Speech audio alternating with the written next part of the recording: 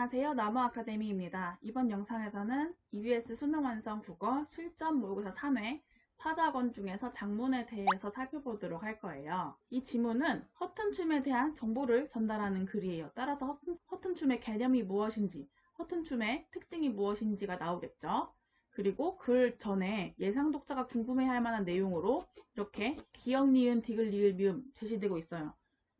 이걸 보면 기역에서 미음 중 학생의 글에 반영되지 않는 것을 고르는 문제가 나오겠구나 라고 바로 알 수 있어야겠죠. 따라서 이 내용을 바탕으로 학생의 글을 읽어야 돼요. 연관 지으면서. 우선 글을 보면은 학생이 자신이 본 전통춤 공연을 얘기한 후에 자료를 찾아보니 전통춤에는 궁중춤과 민속춤 등이 있는데 내가 본 춤은 허튼춤이라는 것을 알게 되었다 라고 말하고 허튼춤이 민속춤의 일종이라는 것을 밝히고 있어요.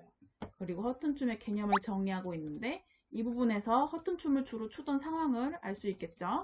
그리고 허튼춤의 사전적 정의를 얘기한 후에 명칭의 유래도 설명합니다. 그리고 이 부분에서 궁중춤과 다른 허튼춤의 성격을 밝히고 있죠. 그 다음 허튼춤의 종류로 입춤과 덧대기춤을 언급하고 두 춤의 의미를 말하고 있어요. 그리고 두 춤 모두 춤추는 이의 개성과 자유분방함을 중시하여 전문 연희자가 아니더라도 누구나 쉽게 출 수 있다는 점이 특징이다 라고 춤의 특징을 밝히고 있는데 이 특징이 바로 허튼춤의 특징에도 해당하는 거죠. 그리고 마지막으로 허튼춤의 기능을 밝히면서 글을 마무리합니다. 그러면 아까 봤던 이 1번 문제를 풀어보도록 할게요. 기역에서 미음 중 학생의 글에 반영되지 않은 것은 기역, 허튼춤의 사전적 정의와 명칭의 유래는 무엇일까? 이 부분에서 허튼춤의 사전적 정의를 확인할 수 있죠. 그리고 명칭의 유래도 알 수 있습니다.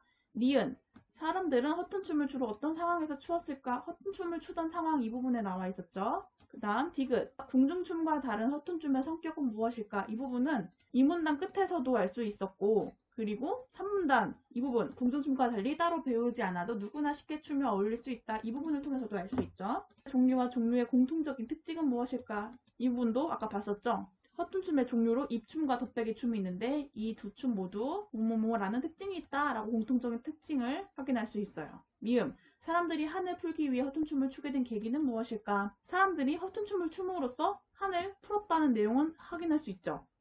여기 허튼춤의 기능에 대해서 나와 있는 부분에서. 그런데 사람들이 한을 풀기 위해 허튼춤을 추게 된 계기는 확인할 수 없어요. 따라서 답은 5번이 됩니다. 지금까지 수능 완성 국어 실전 모의고사 3회 작문에 대해서 살펴봤어요. 이 모든 자료는 나무아카데미에서